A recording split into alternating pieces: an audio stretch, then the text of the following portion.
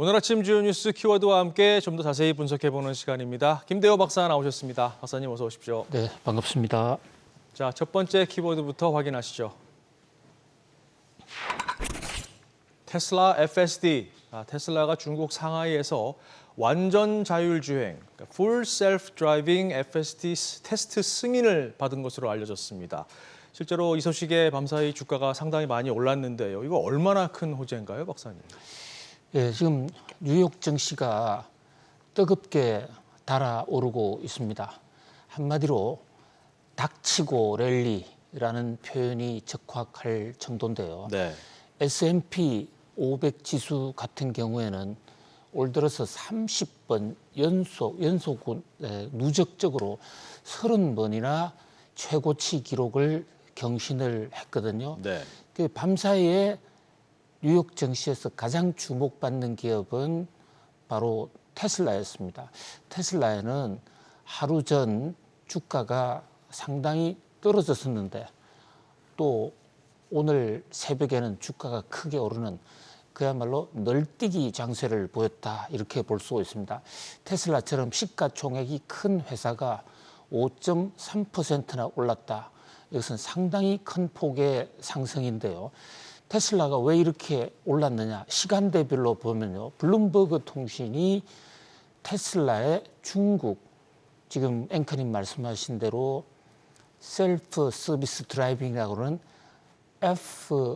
FSD가 테스트할 수 있는 시험 허가를 받은 것 같다라는 그런 보도. 네. 상하이시뿐만 아니라 이제 항저우는 바로 그 양자강을 건너편으로 해서 샹하이와 함께 있는 같은 경제권인데 저게 사실 중국의 오나라 올나라 중국의 전성시대 한때 전성시대를 구가했던 곳이고 또 저기가 바로 시진핑 국가주석의 기술 개발 혁신 지역 중점 육성 지역이기도 합니다. 자, 거기서 테슬라 자율주행을 테스트할 수 있게 승인했다. 자, 이거만으로는 사실 뭐 경제적으로는 당장에 돈이 되거나 안 되는 어떤 이 소재는 아니에요. 네. 그런데 지금 테슬라의 전기차가 중국에서 판매가 사실상 계속 줄어드는 거의 한계치에 왔다. 그래서 테슬라 수는 고민이 상당히 깊습니다. 더 이상 이 전기차 기술만으로서는 중국 차보다도 기술적 우위를 보유한 상태가 아니다. 중국 업체들이 굉장히 빨리 따라왔기 때문에 사실 중국 차나 이제 테슬라나 중국에서 만들어내는 차는 독인 개긴이다 네. 해서 별 차이가 없는데 가격 면에서는 지금 중국 차들이 훨씬 가성비가 높지 않습니까? 네. 그러다 보니까 테슬라 차가 안 팔리는데 이 난국을 돌파하기 위해서는 테슬라는 기술 면에서 한 그레이드 더 업이 된, 더 올라가는 자율차로서 이 어떤 품격을 새로운 어떤 위상을 갖추는 것이 매우 절실한 상태거든요. 네. 그런데 지금 중국 차들은 중국에서 자율주행 테스트를 합니다. 그런데 테슬라는 그동안에 이 풀 서비스 드라이빙이라는 그 오토 파일럿보다 한 단계 더 높은 시스템의 이 FSD 거리 테스트를 하지 못했어요. 하지 못한 이유는 중국 정부가 테슬라 차가 안보상에 이 길거리 돌아다니면서 취득한 정보를 미국으로 빼낼 수도 있다. 네. 뭐 이 대목은 중국 국가안보 차원에서 도저히 용납할 수 없다. 이렇게 거절을 했었는데요.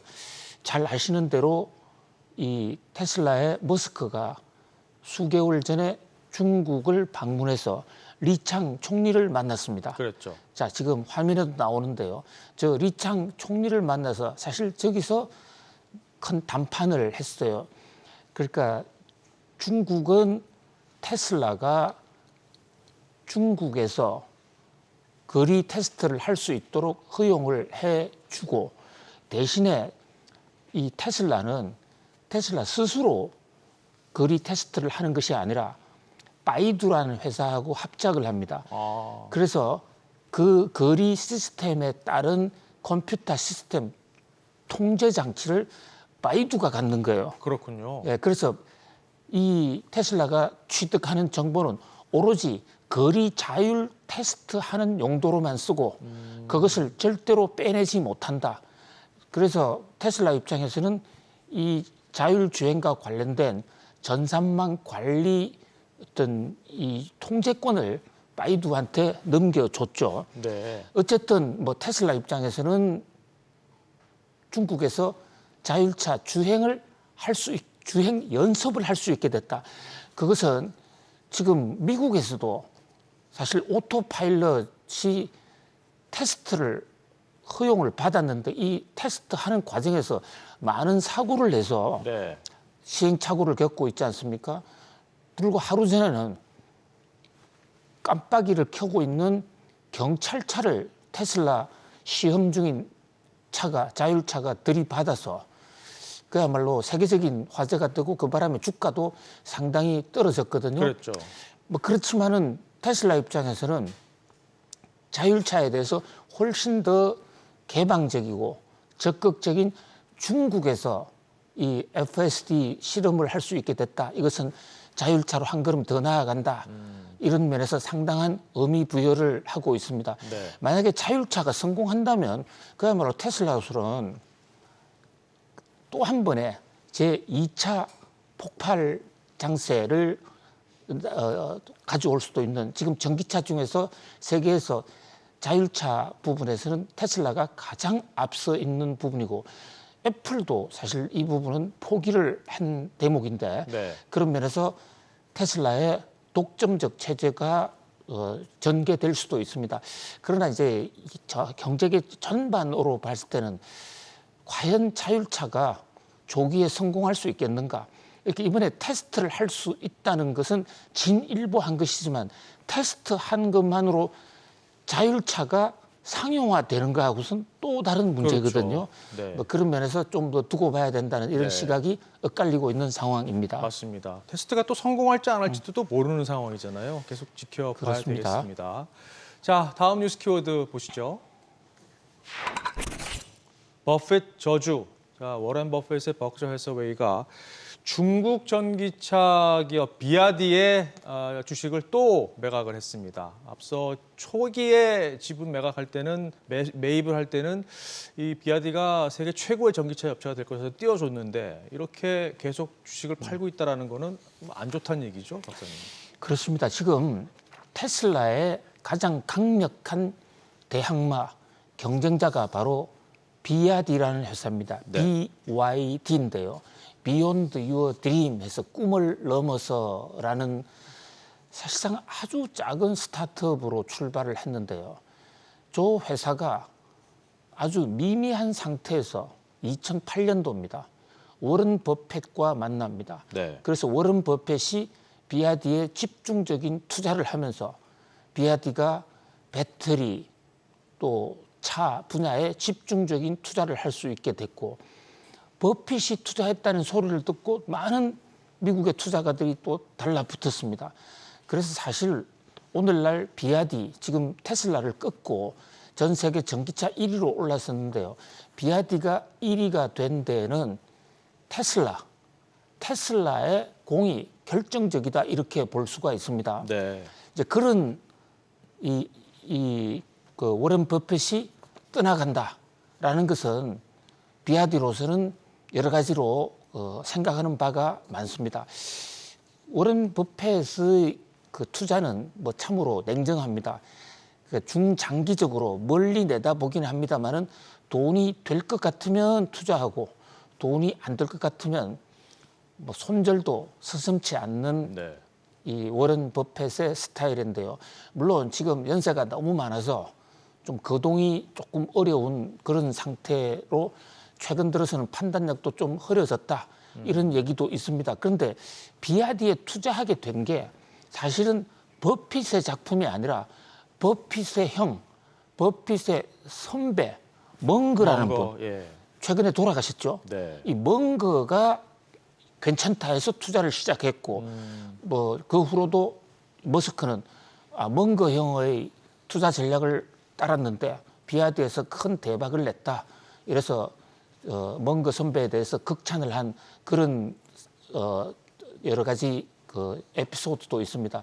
그런데 어쨌든 멍거가 떠난 그런 상황에서 이제 비아디에 대한 워런 버핏의 사랑은 상당히 줄어들었고, 특히 멍거 떠나기 전에도 버핏은 수년 전부터 비아디 지분을 살금살금 매각을 했거든요.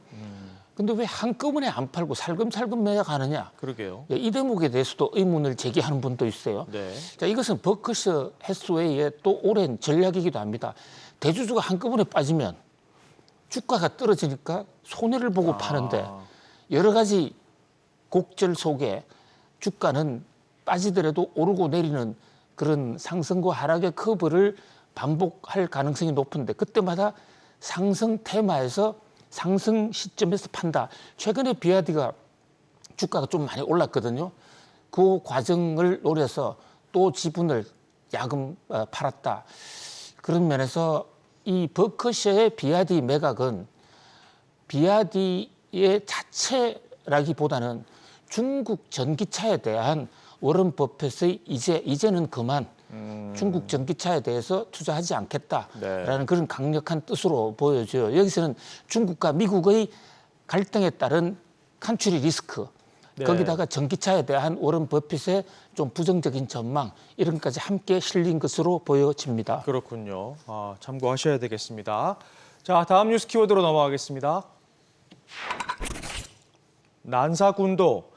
이게 남중국해에 있는 암초로 이루어진 군도인데요. 여기 중국이 한 곳이 아니라 동남아시아 국가 여러 곳과 지금 영유권 분쟁을 벌이고 있는 곳이기도 합니다. 그런데 최근 이 필리핀 보급선 한 척이 이 인근 해역에서 중국 선박과 충돌하는 사고가 발생을 했는데요. 이게 불씨가 될 수도 있겠습니다, 박사님. 네, 난샤군도 우리나라 입장에서는 좀 멀리 보일 수도 있습니다만은. 네. 우리 경제 무역 관점에서 보면요, 우리나라 수출입 품목, 특히 원유 같은 거는 거의 대부분이 경유해서 오는 사실상 국제 공해입니다. 그러니까 우리나라도 결코 강 건너 불이라고 할 수가 없는 것이죠. 필리핀과 중국 사이, 조금 더 하면 필리핀과 말레이시아 사이의 긴 바다 속에, 근데 원래는 공해인데요. 여기에 산호초가 좀 돌출을 해서 산호초 때문에 육지처럼 보이는 게 한 20군데 있어요. 그곳을 이제 남쪽에 있는 산호라는 뜻의 돌석자에 사자를 써서 난샤군도, 중국에서는 이렇게 표현을 했는데 일각에서는 그게 무슨 산호냐, 모래자락에 불과하다 해서 남쪽에 모래덩이다라는 표현까지 쓰는 굉장히 미묘한 것입니다. 독도만 해도 우리가 사람이 살 수 있는 일단 이 섬이라고 볼 수 있는데, 난사군도는 섬인지 그냥 모래덩인지 알기가 좀 어려운 지역이거든요. 그런데 중국이 저기서 자기들의 섬이다 해서 자기들 영해를 선포하고 있고, 거기에 인공섬을 만들어서 사람을 지금 살리고 있습니다. 그런데 필리핀은 이게 우리 땅이다 해서 거기서 지금 어업을 하고 있거든요. 근데 지금 미국과 중국이 갈등하는 사이에 필리핀이 지금 미국에 붙었어요. 그래서 이 난사군도 영해권을 둘러싸고 필리핀과 중국이 붙는 것 같지만 사실은 그 뒤에는 미국이 있는 겁니다. 그렇군요. 지금 국제사회에서는 이 난사군도를 스플래들리라고 표현하고 있는데요. 어쨌든 이 난사군도를 대상으로 한 필리핀과 중국의 충돌은 바로 이것은 미중 갈등이기도 하고, 지금 백악관이 바로 중국의 행동에 대해서 경고를 날리기도 했거든요. 대통령 선거, 미국의 대선을 앞두고 이 난샤군도에서 또 한 번 어떤 국제 긴장이 고조되고 있다, 이렇게 볼 수 있겠습니다. 그렇군요. 미중 갈등의 전선이 대만만 있는 게 아니라 여러 곳입니다. 잘 지켜봐야 되겠습니다. 다음 뉴스 키워드 보시겠습니다. 위험한 거래. 푸틴 러시아 대통령이 오늘 저녁 평양에 도착을 합니다. 1박 2일 일정으로 이제 방북 일정을 시작을 하는데요. 이에 앞서서 양측이 포괄적 전략 동반자 협정을 체결할 준비가 돼 있다. 이걸 체결하겠다라고 예고가 나왔고 푸틴 대통령은 조금 전에 서방 제재에서 양측이 공동으로 맞서겠다. 이런 얘기까지 지금 했습니다. 이번 방북으로 지금 동북아뿐만 아니라 뭐 국제 정세가 흔들릴 것으로 보이는데 어떻게 예상하십니까? 예, 지금 전 세계가 푸틴과 김정은의 만남을 주목하고 있습니다. 네. 푸틴과 김정은의 만남은 단순히 러시아와 북한 간의 어떤 정상회담을 떠나서요. 이것이 한반도에서의 긴장, 미국도 예의주시하고 있는 현안일 뿐만 아니라 우리에게도 직접적인 지금 이 간접적인 직접적인 영향을 줄 수가 있죠. 그렇죠. 특히 푸틴은 왜 이 시점에 북한을 가느냐? 최근 푸틴이 우크라이나 때문에 북한에 대해서 굉장히 감사한 입장이거든요. 그렇죠. 북한이 포탄을 대줬기 네. 때문에요. 그래서 이번 이 푸틴의 북한 방문은 북한 무기의 추가 제공, 그로 인해서 우크라이나 전쟁의 휴전 희망을 완전히 없애버리고 더 확대되는 거 아니냐. 네. 이게 첫 번째 국제사회의 관심이고, 두 번째 관심은 이 북한은 러시아에 무기를 대주는 대가로 북한에서의 러시아의 군사적 지원, 자동 무기라든지 또 유사시 자동 개입, 이것은 결국은 한국에 대한 협박일 수가 있고 한미 동맹과의 어떤 이 경쟁, 충돌에 또 문제를 낳는 것이거든요. 자, 이 이틀간 이어질 이 북한과 김정은의 24년 만에 러시아 북한 정상회담, 네. 이 대목도 좀 지켜볼 필요가 있겠습니다. 맞습니다. 자, 오늘 마지막 뉴스 키워드 보시겠습니다. 최태원 반격. 국내 이슈 좀 볼까요? 어제 SK그룹 최태원 회장이 직접 기자들 앞에 나서서 이번 항소심, 그러니까 이혼 소송 항소심 재판에 명확한 오류가 있다. 그래서 상고하겠다. 이렇게 얘기를 했습니다. 이거 앞으로 어떻게 전개가 될까요? 예, 지금 최태원 SK 회장과 노소영 나비 관장의 이 세기의 이혼, 세계적인 주목을 받고 있는데요. 네. 2심에서 우리나라 고등법원 항소심은 남편인 최태원 회장으로 하여금 부인인 노소영 여사에게 1조 3,800억 원을 물러주라. 네. 물어줘라기보다는 재산을 분할해줘라. 이렇게 판결을 했습니다. 그러니까 최태원 회장이 가지고 있는 재산의 약 33%가 사실은 노소영 여사의 기여분이다. 이랬는데 그 근거 중에 하나가 그동안의 최태원 회장의 재산 취득 과정에 대해서 판결문은 적시를 하고 있습니다. 네. 근데 여기서 이제 판사의 착각이 있었던 겁니다. 대한텔레콤 주식 가치를 평가하는 데 있어서 액면 분할을 감안하지 못한 겁니다.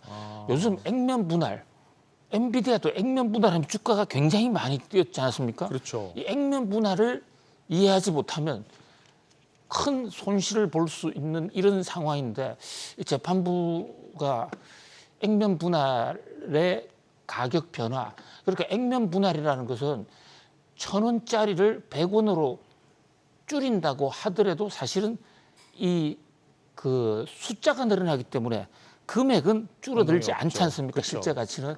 근데 그것을 이제 착각을 해서 결국은 아버지 최종현 회장의 자산 가치는 적게 하고 최태원 회장의 자산 가치를 많게 하다 보니까 최태원 회장의 늘어난 재산 중에서 그 중에 일부분을 노소영 여사한테 줘야 되니까 재산 분할 규모가 1,301조 3,800억으로 커졌다. 이것이 최태원 회장 측의 반격이거든요. 네. 어쨌든 판결문의 근거가 된 한 요소, 액면 분할을 감안하지 않았다는 재판부의 중대한 실수다. 이렇게 볼 수가 있습니다. 네. 재판부에서는 긴급하게 그 내용을 경정했어요. 왜 수정이라고 하지 않고 경정이라고 그러냐면요. 그러게요. 어떤 사실관계를 인지를 잘못한 부분에 대한 단순한 실수를 고치는 것을 경정이라 하고 네. 내용을 고치는 것을 수정이라 하는데 재판부는 내용은 고칠 게 없다. 1조 3,800억 원은 그대로 물어줘라. 그것이 액면 분할을 10대 1을 반영했든 안 했든 재산 분할의 금액을 변경할 대목은 아니다. 네. 이렇게 지금 재판부는 받아들이고 있는데요. 자, 이 대목과 관련해서 SK가 상고를 한다고 그러시니까 과연 대법원에서 어떤 판결을 할지 그야말로 이 세기의 재판은 그 중요도나 관심도가 갈수록 점점 더 폭발하는 그런 모습입니다. 맞습니다. 자, 오늘 뉴스 키워드 다 짚어봤는데요. 다시 한번 보실까요? 테슬라 FSD, 버핏 저주, 난사군도, 위험한 거래, 그리고 최태원 반격까지 짚어봤습니다. 박사님 오늘도 잘 들었습니다. 고맙습니다. 고맙습니다.